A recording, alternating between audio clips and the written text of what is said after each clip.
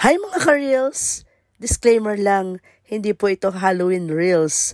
Sadyang flu season ngayon at isa ako sa natamaan. Ang inyong nakikita mga ka-reels ay ang tinatawag na The Ruins na matatagpuan sa Talisay, Negros Occidental. Bukas ang The Ruins mula alas 8 ng umaga hanggang alas 8 ng gabi. Para sa mga gaya ko na may official business sa araw, ay maaari pa rin siyang explore sa mga natitirang oras sa gabi. I tell you mga ka-reels, worth it pa rin siyang puntahan sa gabi.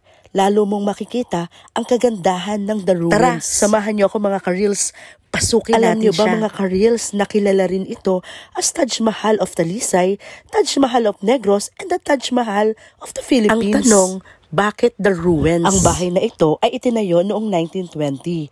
Pero noong 1942, sa panahon ng World War II, ay plinano ng mga Hapon na gamitin itong headquarters o garrison. Pero naunahan sila ng mga Amerikano.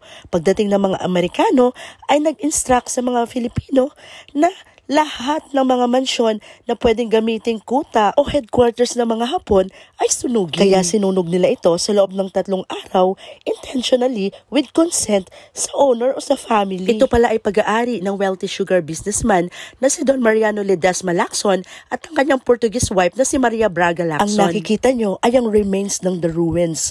Ang bubong pala niya ay hindi na original. Follow for more!